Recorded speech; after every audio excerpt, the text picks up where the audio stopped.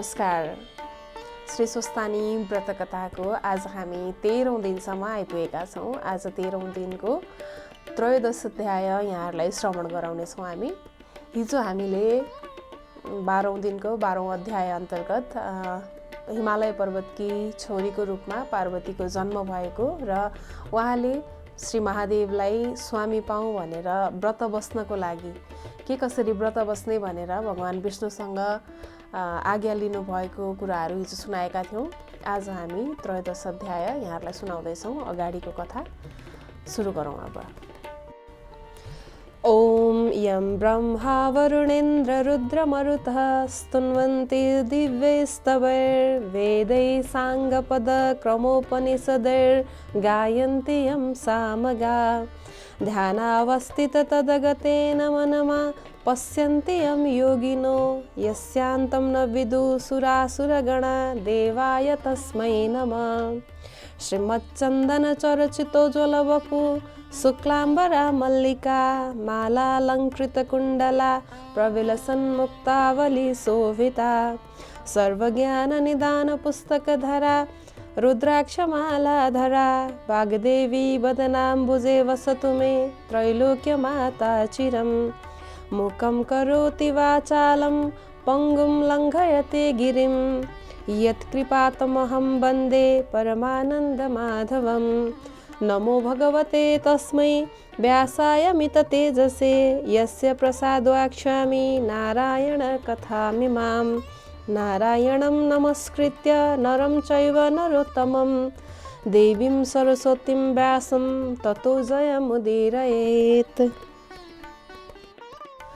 कुमारजी आज्ञा गर्नुहुन्छ, हे अगस्त्य मुनि, त्यहाँ उपरान्त पौष शुक्ल पूर्णिमाको दिन आइपुग्यो र उमाले विष्णुका आज्ञाले सङ्गिनी समेत भई गोडाको नङ काटी स्नान गरी पवित्र भई एक भक्त रही एक चित्त गरी सधैँ मध्याह्नकालमा श्री महादेवको पूजा गर्न लागिन्।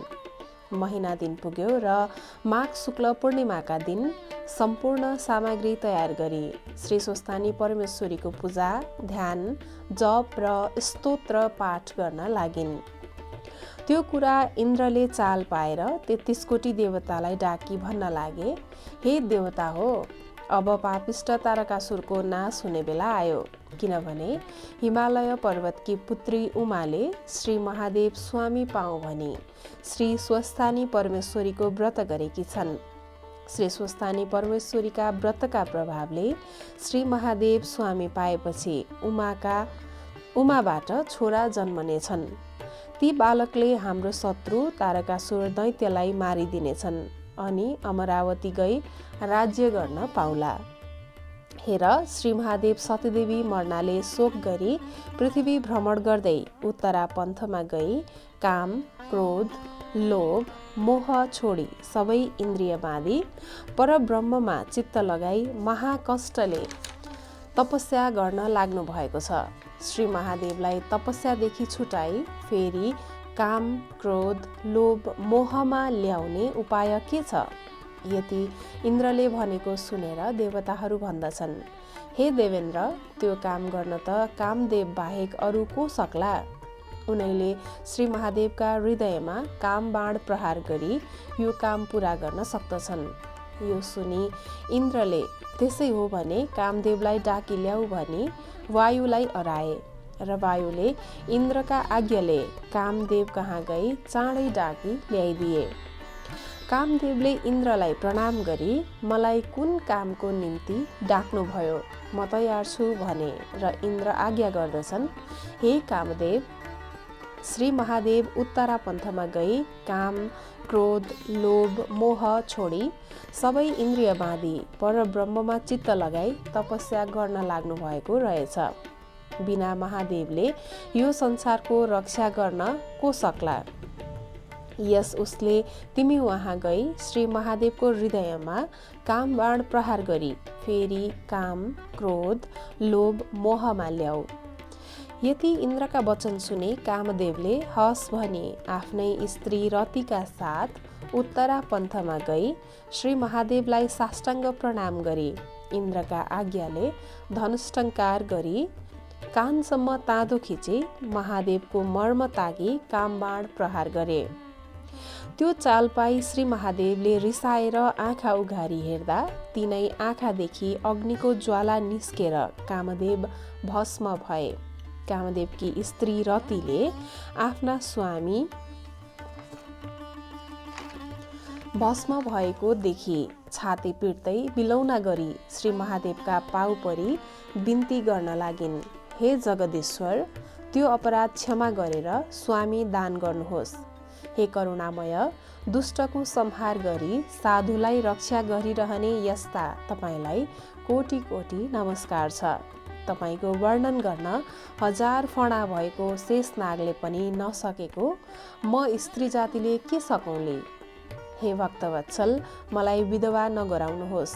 मेरा स्वामीजी आई सन्तोष दिई घर पठाउनुहोस् भनी धेरै शोक गरेको र स्तुति गरेको सुनि श्री महादेवलाई ज्यादै दया लाग्यो र हे रति, यस जन्ममा भने तिमी स्वामी पाउँदिनौ। द्वापरका अन्त्यमा श्री विष्णुले कृष्ण अवतार लिनुहुनेछ। तिम्रा स्वामी कृष्णका पुत्र प्रद्युम्न भई जन्मनेछन् अनि त्यही बखत तिमी दुई स्त्री पुरुषको भेट होला। अहिले दुःख नमान, घर जाऊ भन्नुभयो। यो सुनि रतिले हस् भनी श्री महादेवलाई साष्टाङ्ग प्रणाम गरी घरतिर फर्किन्। तब महादेवले सतीदेवीलाई सम्झेर सती कहाँ जन्म लिन गइन् होली भनी ध्यान दृष्टिले विचार गरी हेर्दा हिमालय पर्वतकी छोरी उमा भई जन्मी श्री महादेव स्वामी पाऊँ भनी केटाकेटीदेखि नाना तीर्थ व्रत ध्यान जप तप र यज्ञ गरेको देखि फेरि विष्णुका उपदेशले स्वस्थानी परमेश्वरीको व्रत गर्न लागेको चाल पाएर अब उमाको चरित्र हेरौँ भने इन्द्र स्वरूप भई वज्र हातमा लिई ऐरावत हात्ती चढेर उमाले व्रत गरिरहेको ठाउँमा जानुभयो। उमाले सबै व्रत गरिसकी हातमा अर्घ्य पात्र लिई श्री महादेव स्वामी पाऊँ भनी स्वस्थानी परमेश्वरीलाई अर्घ्य दिई स्तुति गर्न लागिन्। हे ईश्वरी, निरञ्जन निराकार तपाईँ सृष्टिकर्ता, सत्व रज र तम यी त्रिगुण पनि तपाईँ, यो संसारमा आत्मस्वरूप भइरहेको पनि तपाईँ, आदि शक्ति पनि तपाईँ, कालस्वरूप पनि तपाईँ। यस्ता अव्यक्त तपाईँको वर्णन गर्न चतुर्मुख ब्रह्मा, सरस्वती, शेषनाग यिनीहरू पनि सक्दैनन्। म कसरी सकौँले। मेरो भक्तिदेखि खुसी हुनुहोस् भनी तरह तरहले स्तुति गरी प्रसाद झिक्न लागेकी थिइन्। त्यही बेला इन्द्र स्वरूप श्री महादेव टुप्लुक्क आइपुग्नुभयो। गिरिजाले यथायोग्य पूजा गरी, हे देवेन्द्र, तपाईँ यहाँ के कामले आउनुभयो त्यो म सुन्न पाऊँ भनिन् र इन्द्र रूप श्री महादेव आज्ञा गर्नुहुन्छ।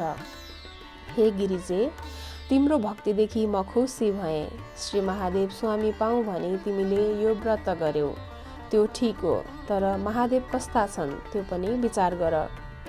बौला जस्तो महाघृणी, सर्पका गहना लगाउने, कम्मरमा बाघको छाला बेर्ने, भूत प्रेत प्रथम गणसँगमा लिने, बुढो गोरु चढ्ने, दाहिने हातले डम्बरू बजाउने, बायाँ हातमा त्रिशूल लिने, विष भाङ धतुरो खाने, लाज शर्म केही नलिई फिर्ने, घोर मूर्ति डरलाग्दो मूर्ति भई मसानमा वास गर्ने, यस्ता विरूप तिमी चाहिँ यस्ती सुकुमारी, रूपले बलेकी, सिलमा ढलेकी, तिम्रो र महादेवको जोडा मिल्दैन। सबै देवताको राजा मलाई स्वामी सम्झी स्वर्गकी रानी हौ। यति इन्द्र रूप महादेवले आज्ञा भएको सुनि गिरिजालाई झनक्क रिस उठ्यो।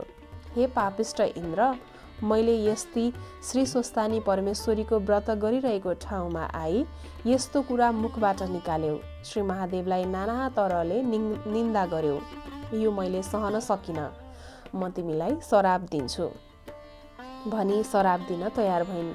तब इन्द्र रूप श्री महादेवले गिरिजाले श्राप दिइहाल्छिन् कि भन्ने डरले, हे देवी, म इन्द्र होइन, तिम्रो चरित्र हेर्न इन्द्र रूप भई आएको महादेव, तिमीले नै खोजेको चाहिँ हुँ। तिमी धन्य रहेछौ, तिम्रो भक्तिदेखि म खुसी भएँ भनी ज्योति स्वरूपले आफ्नो दर्शन दिनुभयो।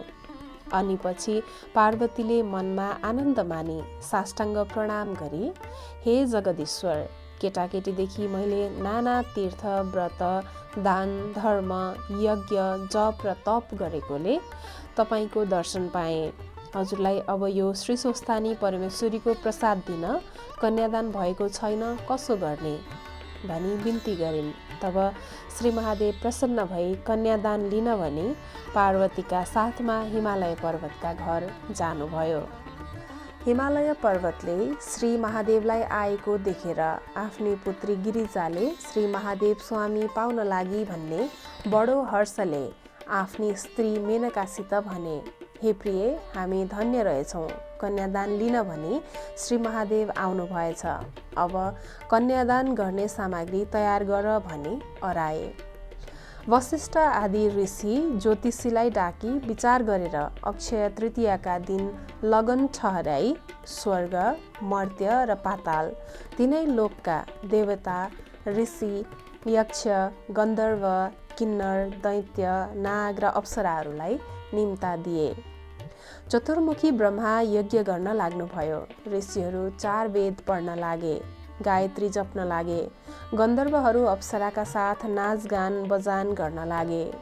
देवकन्या, ऋषिकन्या, गन्धर्वकन्या, किन्नर कन्या, दैत्य कन्या, नागकन्याहरू रङबिरङका कपडा, थरी थरीका गहनाले ठाँटिएर ऊ भन्दा ऊ राम्री भई गिरिजा कन्यादान दिएको हेर्न आए। मेनकाले पनि उमालाई सुगन्ध लेपन गराई हिरा, मोती, माणिक्य, नाना रत्न जडाउ गरेका गहना कपडा लगाई सिङ्गारी राखेकी थिइन्। उसै त राम्री उमा यसरी सिङ्गारिँदा त त्रिलोकमा कसैले नभेटाउने भइन्। 16 श्रृङ्गारले सजिएकी त्यस्ती उमा महादेवका समीप बस्दा चन्द्र सूर्य एकैचोटि उदाएका हुन् क्यारे भने जस्तै देखिन्। तरह तरहका मङ्गल गीत वाद्य गरी हिमालय पर्वतले तिलकुश लिई उमाको हात समाते। मेनकाले सुनको कमण्डलुले जलधारा गरिन् र कन्यादान गर्न लाग्दा तपाईँको गोत्र के हो, बिना गोत्रले केही काम नगर्नु भनेको छ भनी हिमालय पर्वतले सोधे। श्री महादेवले केही उत्तर दिन नसकी साह्रै लाज मानेर उधोमुख गरिरहनु भयो। यो देखि 33 कोटी देवता, ऋषि, यक्ष, गन्धर्व, किन्नर, दैत्य र नाग कसैले पनि यसै हो भनी भन्न सकेनन् र चुप लागिरहे।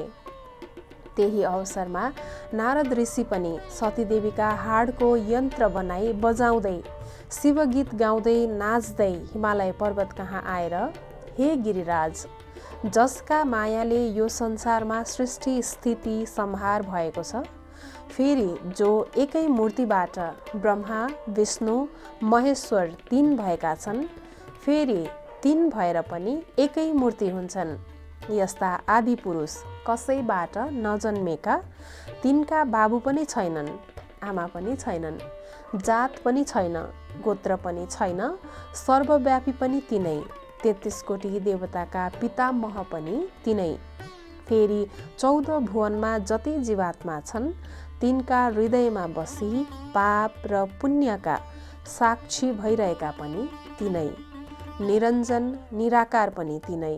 यस्ता ईश्वरको महिमा वर्णन गर्न 1000 जिब्रा भएका शेषनाग, चतुर्मुख ब्रह्मा यिनीहरूले पनि नसकेको म कसरी सकौँला। जगदीश्वर महादेवलाई पार्वती कन्यादान देऊ, सन्देह नगर भने। यति नारद ऋषिले भनेपछि सब देवता, ऋषि, यक्ष, गन्धर्व, किन्नर, दैत्य र नागहरूले नारदले बेस भने भन्दा हिमालय पर्वतले सन्देह छोडी श्री महादेवलाई पार्वती कन्यादान गरिदिए। गिरिजाले श्री महादेवका गलामा फूलको माला पहिराइदिई 3 फेरा परिक्रमा गरेर पाउमा परिन्। हिमालय पर्वतले पनि श्रद्धासाथ सबै देवता, ऋषि, यक्ष, गन्धर्व, किन्नर, दैत्य र नागहरूलाई दक्षिणा दिई भोजन गराई सम्मान गरे। अनि पछि सबैले हिमालय पर्वतसित भने, हे हिमालय, तिमी धन्य रहेछौ, मेनकाको कोख पनि धन्य रहेछ। तिमी जस्ता भाग्यमानी सातै द्वीपमा पनि हुनु दुर्लभ छ। तिमीले जन्म लिएको सफल भयो। जुन पिनाकधारी महादेवलाई योगीहरूले ध्यान दृष्टिले हेर्दा पनि पाउन सक्दैनन्, उनैलाई आज तिमीले जुवाई गरायौ। हामी कृतार्थ भयौँ। अब बिदा पाए हामी आफ्ना आफ्ना आश्रममा जाने थियौँ भनी निम्तामा आएका सबैले भन्दा हिमालय पर्वतले हुन्छ त यहाँहरूलाई दुःख दिए, दुःख नमान्नुहोला भनी बिदा दिए र सबै आफ्ना आफ्ना आश्रममा जाँदा भए। इति श्री स्कन्दपुराणे केदारखण्डे माघ महात्म्ये कुमार अगस्त्य संवादे श्री स्वस्तानी परमेश्वर्या व्रतकथायां पार्वती कन्यादानं नाम त्रयोदश अध्याय।